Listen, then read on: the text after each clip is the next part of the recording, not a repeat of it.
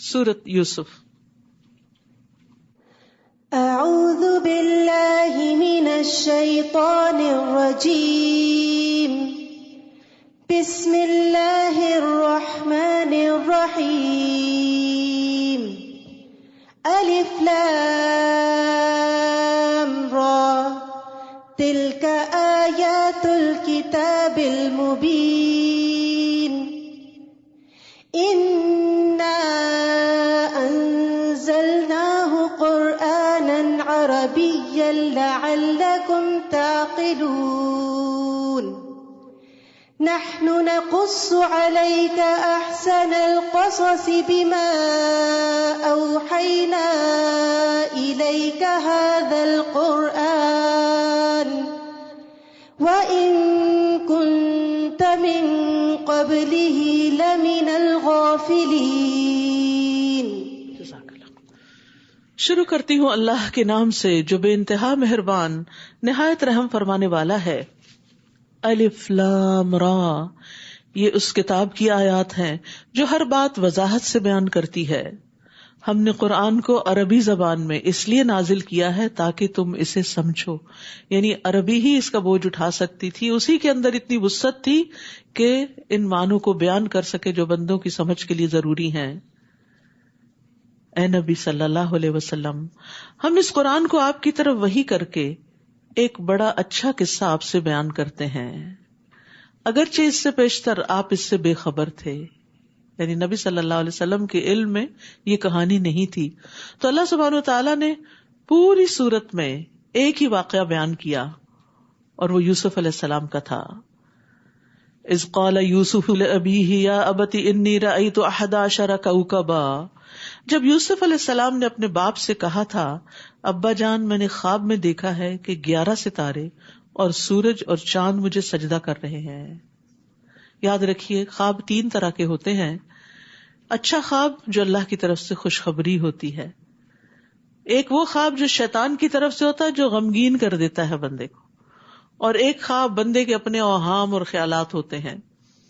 اچھا خواب آنے پر اللہ کا شکر ادا کرنا چاہیے، خوش ہونا چاہیے، اور اس کو اپنے ہمدرد لوگوں سے بیان بھی کر دینا چاہیے، لیکن مخلص لوگوں سے. آپ نے فرمایا خواب کسی عالم یا خیر خواہی سے بیان کیا جائے، لیکن اگر برا خواب آئے تو کسی کو نہیں بتانا چاہیے، کسی سے ذکر بھی نہیں کرنا چاہیے، اور اس کے شر سے پناہ مانگنی چاہیے. ابو سلمہ کہتے ہیں میں ایسے خوفناک خواب دیکھتا تھا کہ مجھے بیمار کر دیتے تھے، یہاں تک کہ میں نے ابو قتادہ کو کہتے ہوئے سنا میں بھی ایسے خواب دیکھتا جو مجھے بیمار کر دیتے. اس سے یہ پتہ چلتا ہے کہ صحابہ تابعین بڑے بڑے نیک لوگوں کو ایسے خواب آ سکتے تھے کہ جس میں شیطان دشمن نہ دن کو چھوڑتا اور رات کو بھی غمگین کرنے والی باتیں دل میں ڈالتا. تو وہ کہتے ہیں کہ میں نے نبی صلی اللہ علیہ وسلم کو فرماتے ہوئے سنا، تم میں سے جب کوئی ناپسندیدہ خواب دیکھے تو اس کے شر اور شیطان کے شر سے اللہ کی پناہ مانگے. 3 بار تھو تھو کر دے، یعنی اپنے بائیں طرف، اور کسی سے بیان نہ کرے. ایسا کرنے سے وہ خواب اسے کوئی نقصان نہیں دے سکتا. لیکن افسوس چونکہ وہ خواب ہمارے دل پہ بوجھ بن جاتا ہے تو پھر ہم چاہتے ہیں کہ کسی کو کہانی سنا دیں. نہیں، صرف اللہ سے اس کے شر سے بچنے کے لیے دعا کریں تو انشاءاللہ کچھ نہیں ہوتا. یہاں یوسف علیہ السلام نے بہت میننگ فل خواب دیکھا. باپ ایک عالم تھا، اس نے بچے کو بڑی پیاری نصیحت کی. باپ نے کہا میرے پیارے بیٹے یا بنیا، یہ خواب اپنے بھائیوں کو نہ بتانا، ورنہ وہ تمہارے لیے بری تدبیریں سوچنے لگیں گے، کیونکہ وہ جیلس تھے اپنے بھائی سے. اور یاد رکھیے ریسرچ بتاتی کہ جیلسی قریب ترین لوگوں میں زیادہ ہوتی، اپنے ہی سبلنگز میں، اپنے ہی رشتے داروں میں، بعض اوقات اپنے ہی دوستوں کے اندر. اور ہر شخص کسی نہ کسی درجے حسد کا شکار ہو ہی جاتا ہے.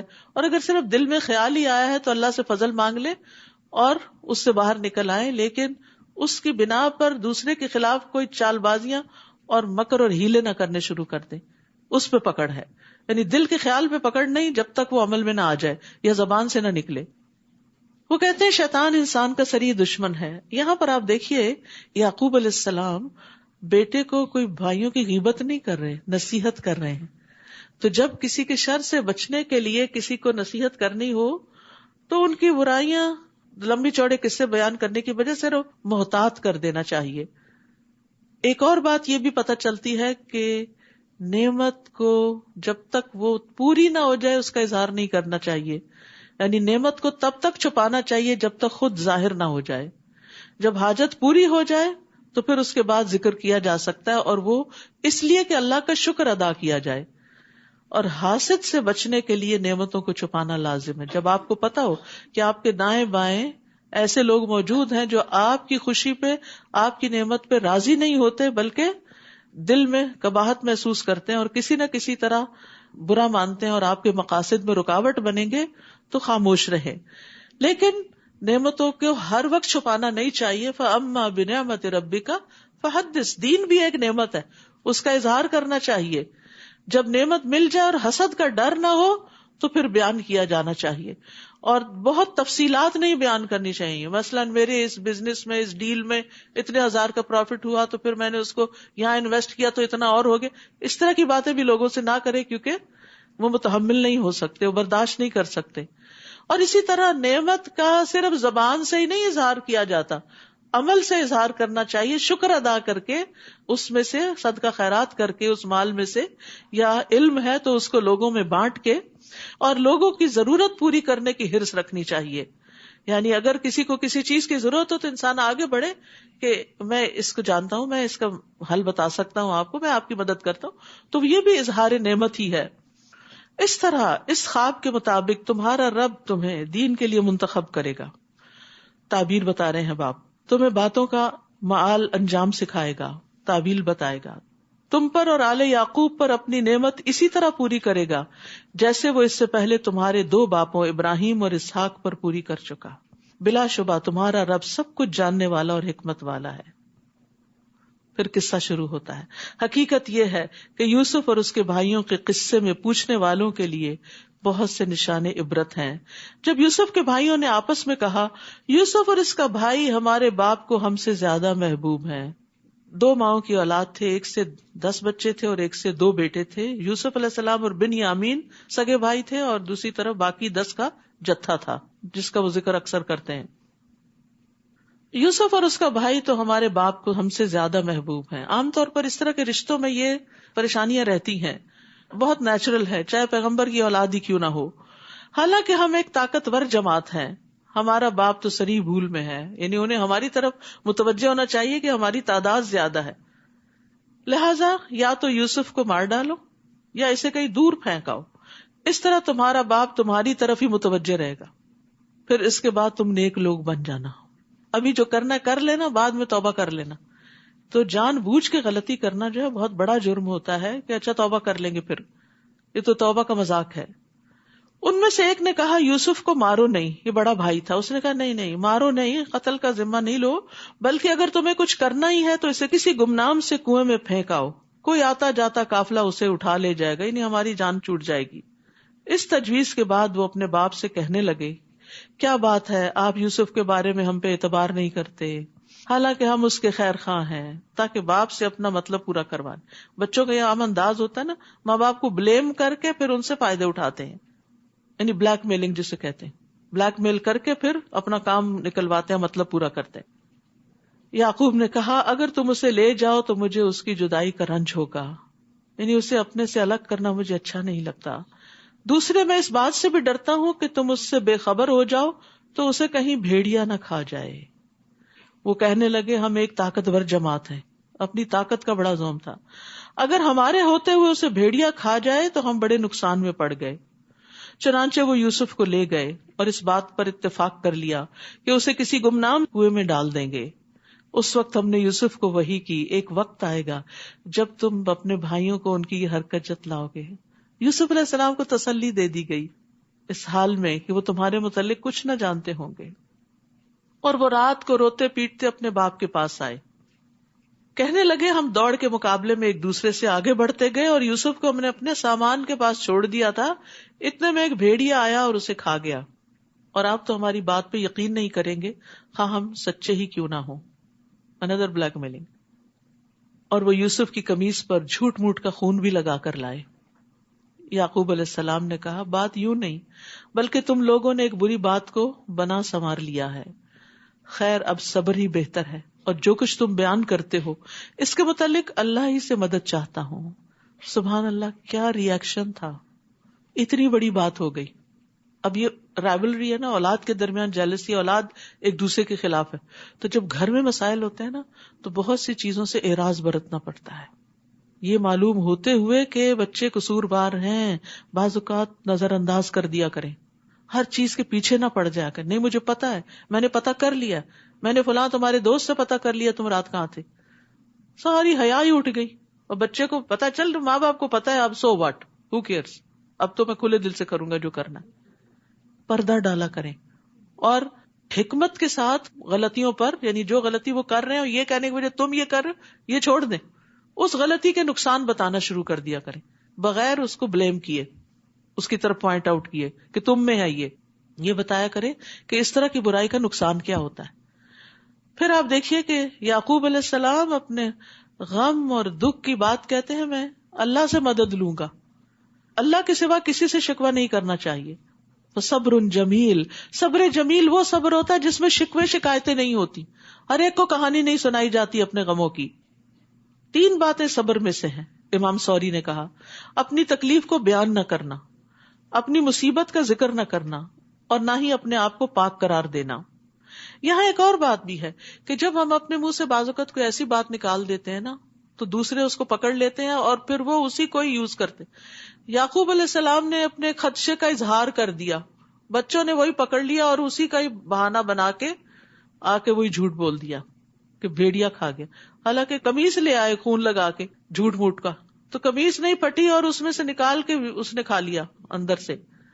اسی لیے یعقوب علیہ السلام کو سمجھ آئی کہ بات یہ نہیں، معاملہ کچھ اور ہے. اچھا، ان سے تفتیش بھی نہیں کی، پیچھے بھی نہیں پڑے کہ بتاؤ مجھے، کوئی مار پٹائی نہیں، کوئی تانا نہ تشنی نہیں، کچھ نہیں. جوان بیٹے ہیں، کیا کیا جا سکتا ہے، صبر جمیل ہی ہے. تو اولاد کی تربیت میں چاہے وہ چھوٹے ہوں یا بڑے، صبر جمیل ہی کام آتا ہے. پھر ایک قافلہ آیا جس نے اپنے پانی لانے والے کو پانی کی تلاش میں بھیجا. اس نے اس کنویں میں اپنا ڈول لٹکایا تو بول اٹھا، بڑی خوشی کی بات ہے، یہاں تو ایک لڑکا ہے. چنانچہ انہوں نے اسے بکاؤ مال سمجھ کے چھپا لیا، اور جو کچھ وہ کر رہے تھے اللہ اسے خوب جانتا تھا. وَشَرَوْهُ بِثَمَنٍ بَخْسٍ، چنانچہ انہوں نے یوسف کو چند درہموں کے عوض حقیر سی قیمت میں بیچ ڈالا، کیونکہ ان کو ڈر تھا کہ کہیں مالک نہ آ جائیں اور یہ نفع بھی نہ جائے. جیسے چوری کا مال بیچا جاتا نا اونے پونے داموں، ویسے ہی. کتنے حسین تھے وہ، کتنے بہترین تھے وہ، لیکن کیا قیمت لگی ان کی. کبھی کبھی بڑے اچھے لوگوں کی بڑی ناقدری بھی ہوتی ہے، تو اس پر بھی رنج نہیں ہونا چاہیے، اچھے دنوں کا انتظار کرتے رہنا چاہیے. اور اس کے بارے میں انہیں اس سے زیادہ کچھ دلچسپی بھی نہ تھی. اور مصر کے جس شخص نے اسے خریدا تھا اس نے اپنی بیوی سے کہا، اسے عزت سے رکھو، امید ہے کہ یہ نفع دے گا، یہ ہو سکتا ہے اسے ہم اپنا بیٹا ہی بنا لیں، کیونکہ وہ ایشو لیس تھے، بچے نہیں تھے. اس طرح ہم نے یوسف کو اس سرزمین میں قدم جمانے کا موقع فراہم کر دیا. بظاہر تکلیف تھی، گھر سے دوری تھی، لیکن ایک ترقی یافتہ ملک میں سیکھنے کے چانسز بہت تھے.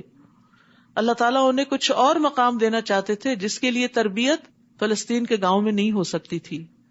اب بظاہر حالات تکلیف دے تھے، لیکن اللہ تعالیٰ کہیں اور پہنچا رہا تھا. غرض یہ تھی، یعنی یہ سب کچھ کیوں ہوا کہ ہم اسے باتوں کی تعویل سکھا دیں. تجربات انسان کو بہت کچھ سکھا دیتے، میچور کر دیتے. آزمائشیں انسان کو وقت سے پہلے پختہ کر دیتی ہیں.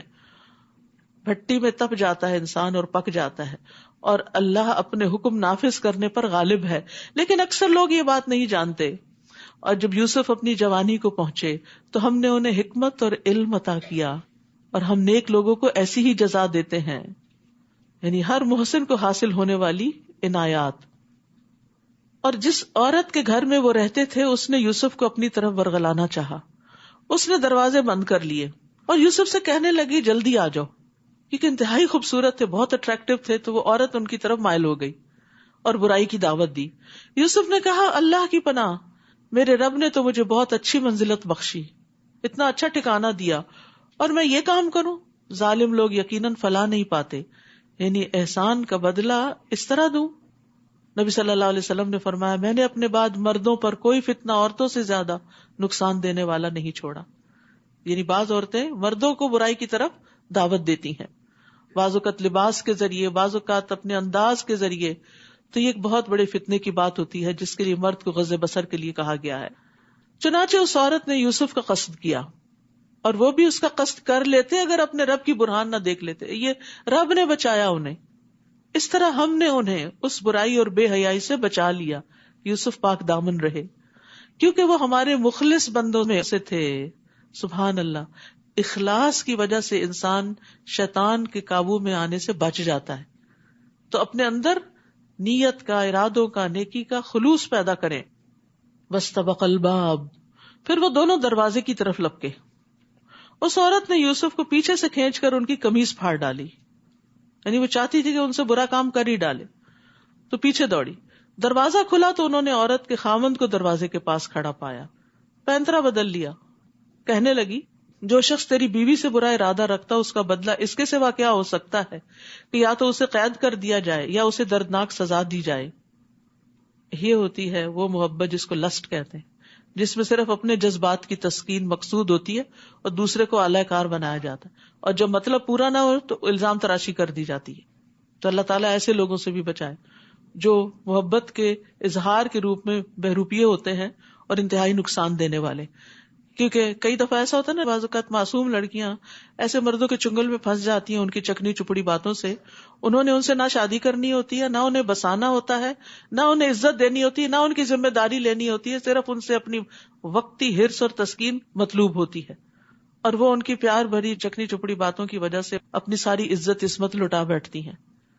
تو عورت کو اللہ کے بھروسے پر اتنا اسٹرانگ ہونا چاہیے کہ وہ ایسے دھوکہ دینے والے بھیڑیوں کے دھوکے میں نہ آئے اور خود کو فتنوں پہ پیش نہ کرے، ایسی جگہوں پہ نہ جائے، ایسے لوگوں سے نہ ملے کہ جو اس کو ذلیل کر کے رکھ دیں، کیونکہ برائی کا انجام برا ہی ہوتا ہے.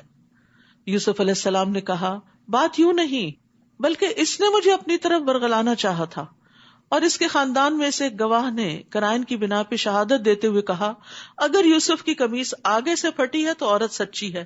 یعنی وہ اس پہ حملہ آور ہو رہے تھے تو عورت نے اس کا گریبان پھاڑ دیا اور یوسف جھوٹا ہے. اور اگر اس کی قمیص پیچھے سے پھٹی ہے تو عورت جھوٹی، یوسف سچا ہے کہ عورت نے اس کو اپنی طرف کھینچا. پھر جب عورت کے خاوند عزیز مصر نے یوسف کی قمیص دیکھی تو وہ پیچھے سے پھٹی ہوئی تھی. یہ دیکھ کر وہ اپنی بیوی سے کہنے لگا، یہ تو تم عورتوں کا ایک چلتر ہے، واقعی تمہاری مکاریاں بڑی خطرناک ہوتی ہیں، تمہاری چالیں بڑی خطرناک ہوتی ہیں. یہ عزیز مصر کا قول ہے جو اس نے اپنی بیوی کو کہا. لیکن بعض مرد کتنے عاجز ہوتے ہیں اپنی بیویوں کے سامنے کہ جانتے بوجھتے کہ وہ برا کام کر رہی کچھ کہہ بھی نہیں سکتے. پھر یوسف سے کہا، اس بات کو جانے دو، اور اپنی بیوی سے کہا، تم اپنے گناہ کی معافی مانگو، سوری کر لو، بلا شبہ تو ہی خطا کار ہے. اور شہر کی عورتیں آپس میں چرچا کرنے لگیں کہ یہ عزیز مصر کی بیوی ہے اور ایک غلام کے پیچھے پڑ گئی ہے، اگر عشق لڑانا ہی تھا تو کسی بڑے انسان سے کرتی. وہ چرچا کرنے لگی کہ عزیز مصر کی بیوی زلیخا اپنے نوجوان غلام کو اپنی طرف ورگلانا چاہتی ہے اور اس کی محبت اس کے دل میں گھر کر چکی ہے. ہم تو اسے واضح طور پر گمراہی میں مبتلا دیکھ رہے ہیں. اس محبت کو انہوں نے گمراہی قرار دیا. جب اس زلیخا نے ان کی مکارانہ باتیں سنی تو انہیں بلاوا بھیج دیا، پارٹی ارینج کر لی اور ان کے لیے ایک تکیہ دار مجلس سے ضیافت تیار کی کہ آئیں، ریلیکس کریں، بیٹھیں، باتیں کریں. اور ہر عورت کے سامنے ایک ایک چھری رکھ دی، یعنی پھل کاٹنے کے لیے. اور یوسف سے کہا، تم ان کے سامنے نکل آؤ.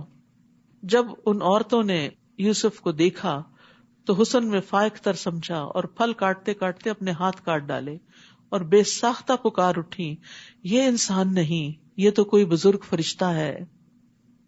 زلیخا کہنے لگی، یہ ہے وہ شخص جس کے بارے میں تم نے مجھے ملامت کی تھی کہ میں اس کے حسن یا اس کے محبت میں گرفتار ہو گئی ہوں. بے شک میں نے ہی اسے اپنی طرف مائل کرنے کی کوشش کی.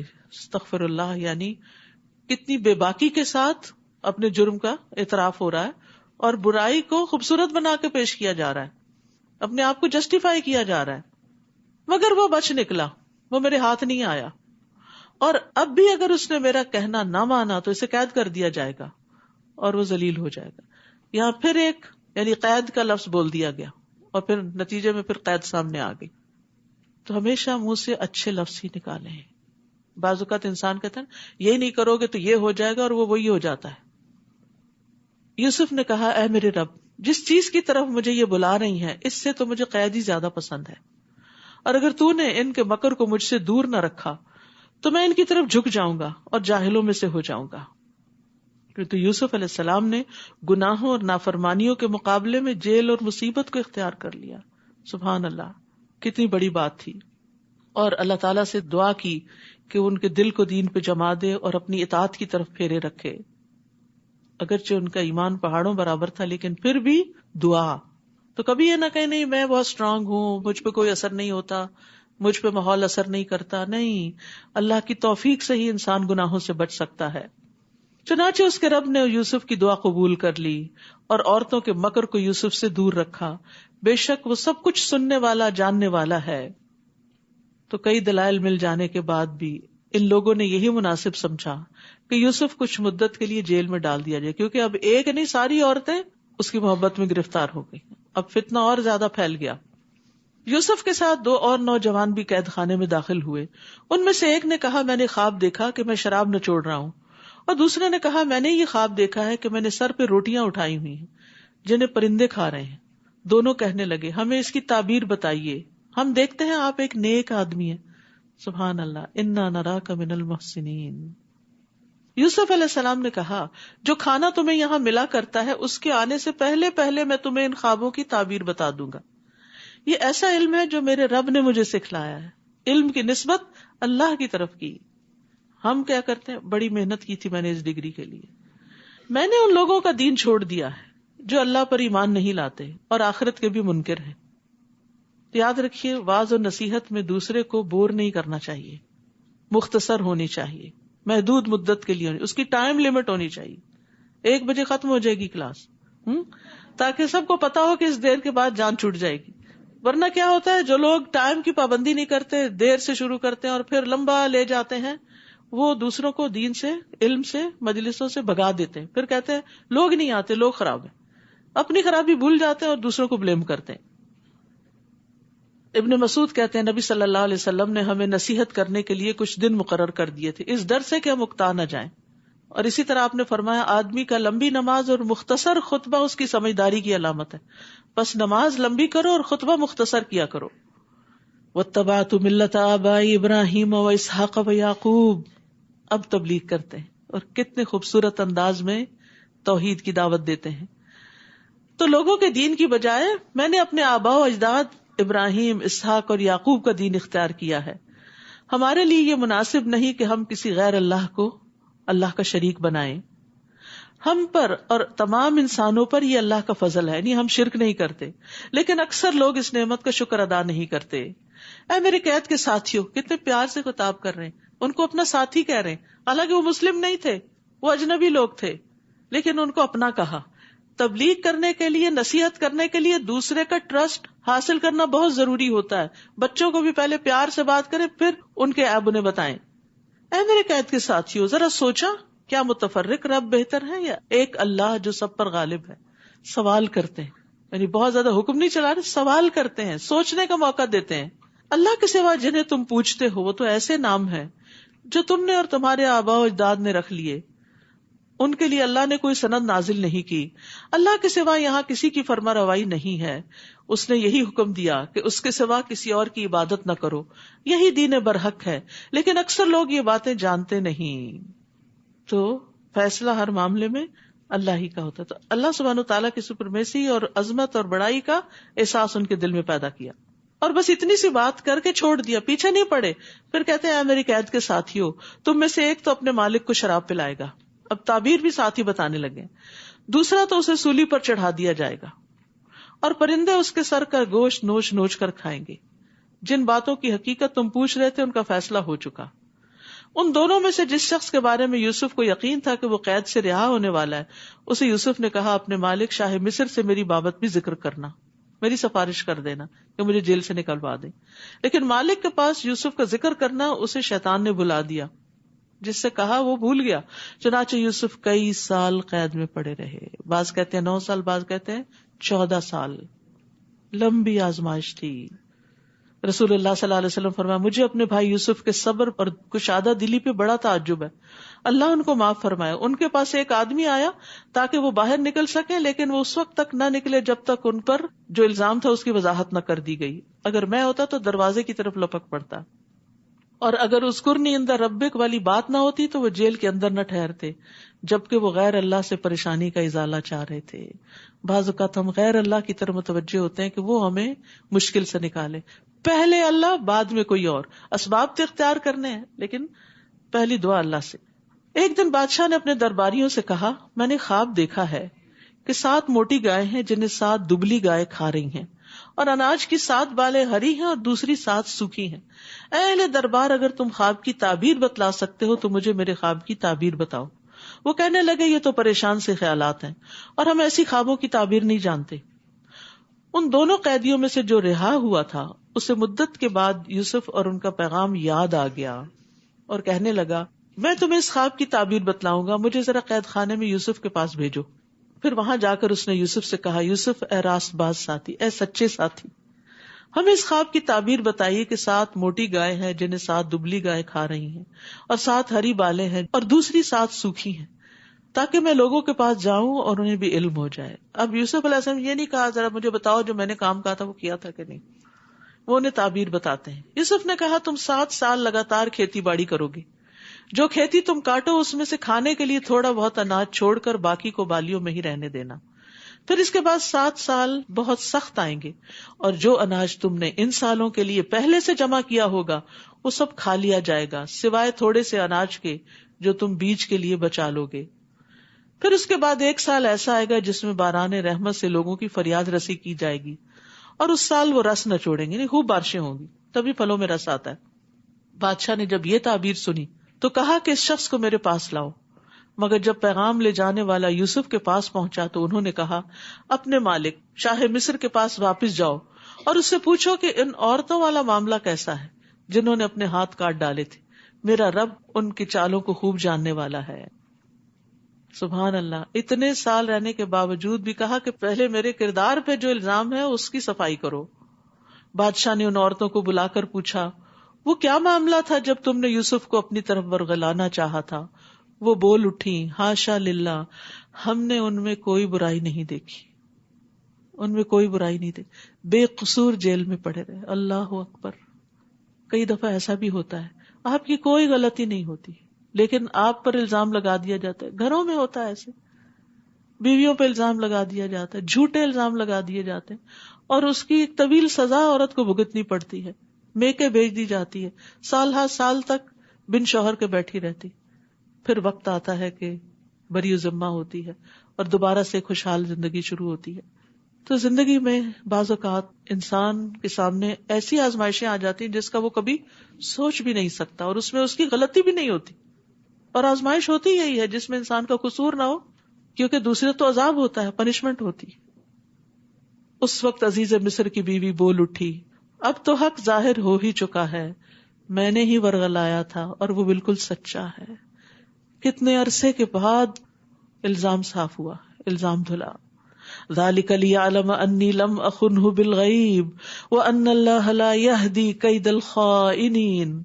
اس وقت یوسف علیہ السلام نے کہا، اس سے میری غرض یہ تھی کہ عزیز کو معلوم ہو جائے کہ میں نے در پردہ اس کی خیانت نہیں کی. پیغمبروں کے لیے بات بڑی اہم ہوتی ہے کہ وہ خیانت نہیں کرتے، کیونکہ انہیں لوگوں کے سامنے اللہ کی دین کی بات کرنی ہوتی ہے. تو نبی صلی اللہ علیہ وسلم بھی صادق اور امین تھے، خیانت کار نہیں تھے. وَأَنَّ اللَّهَ لَا يَهْدِي كَيْدَ الْخَائِنِينَ، اور اللہ تعالیٰ خائنوں کی چال کو کامیابی کی راہ نہیں دکھاتا، یعنی خیانت کا انجام اچھا نہیں ہوتا. وَآخِرُ دَعْوَانَا أَنِ الْحَمْدُ لِلَّهِ رَبِّ الْعَالَمِينَ. بار بار رنج و غم کی بات ہوئی تو یہ ایک چھوٹا سا کارڈ ہے جس میں سورو اور ڈسٹریس سے ریلیف کی دعائیں ہیں، یہ آپ کے لیے بہت مفید ہے. پھر اسی طرح طب نبوی کتاب ہے جس میں نبی صلی اللہ علیہ وسلم سے یا سنت سے جو طب کے نسخے معلوم ہوتے ہیں، بڑے کام کی کتاب ہے. اسے میں نے حرف پڑھا ہوا ہے اور اس سے بہت فائدہ بھی اٹھایا ہے. اسی طرح طہارت کے مسائل ایک کتاب ہے. عبادت کرنے کے لیے لازم ہوتا ہے کہ انسان کو طریقہ بھی معلوم ہو، تو کیا پاکی ناپاکی کے مسائل ہیں، ہماری بچیوں کو بھی بعض اوقات پتہ نہیں ہوتا، تو یہ جاننا ضروری ہے. اسی طرح رمضان میں اذکار، تو یہ کچھ اذکار جمع کیے گئے ہیں طریق الجنہ میں، جنت کا طریقہ کہ جن پر جنت کی بشارت دی گئی ہے.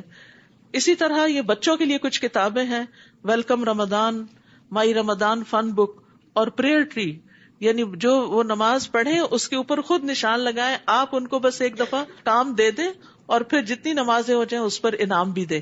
تو یہ چھوٹے بچوں کے لیے ایک اچھی ایکٹیویٹی بک ہے.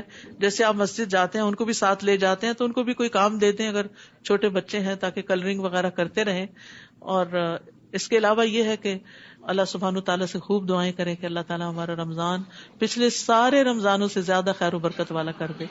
سبحانک اللہم و بحمدک اشہد ان لا الہ الا انت استغفرک و اتوب الیک. السلام علیکم و رحمۃ اللہ وبرکاتہ.